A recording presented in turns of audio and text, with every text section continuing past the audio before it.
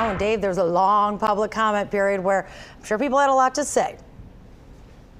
Yeah, people had a lot to say. That meeting is ongoing. We expect it to go at least another hour before they even realize that this could come up for a vote. But parking issues in the city of Royal Oak, that's nothing new, and it continues, as you mentioned, to dominate the meeting's agenda and public comments. Now, a year ago or so, they started to address the problem, made some changes to parking downtown. One of those changes is you now have to back into the spot. That means the rear of the car or vehicle is facing the meter. Then you have to download an app to pay for that spot that you're downloading. That's causing a lot of people a lot of frustration over the app, over this new parking feature, and that has the council trying to correct some of the perceived problems. So last month, they commissioned a study that found that 43% of people who park in the city leave with a ticket. Now, that same study found that the city issues 32,500 tickets a month. At $20 a ticket, that comes to roughly $3.5 million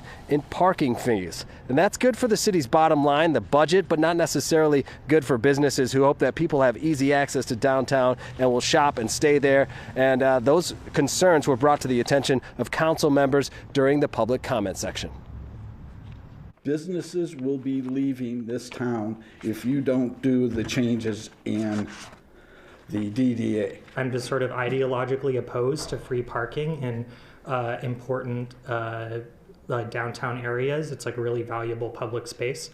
The reverse angle parking from every metric you can think of except tickets is an absolute failure. Right now, the parking is killing us.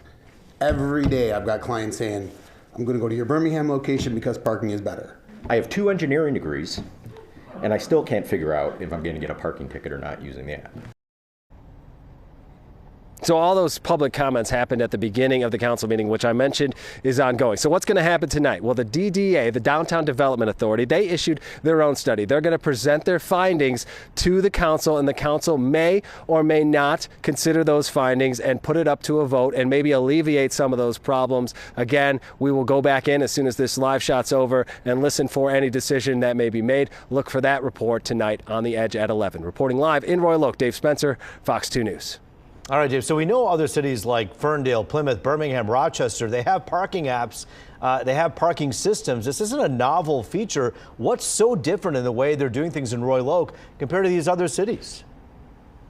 Yeah, I think it really has to do with the ease of that app and this reverse parallel parking, or reverse parking, I should say, where you're backing up to the entrances of the businesses. That's causing a lot of frustration for drivers who are waiting for a person to back in. It's just not a familiar move, so it leads to road rage. And then businesses are complaining that because the backs of these vehicles are now up against the sidewalk, those fumes from cars that are left running, or if people are just idling in that spot, are coming into their businesses. People just don't feel like it's a comfortable place to stay, and they're willing to go, according to some of the people that were speaking at public comments, to other cities to try to find a better solution. So hopefully that solution will find its way to the council members tonight. Yeah, and I got to tell you, you start that outdoor dining this spring and this summer, and those fumes are going to get a lot worse for people sitting outside trying to enjoy a meal. Important stuff going on behind you. We'll let you get back in there. Dave Spencer for us live. Thank you.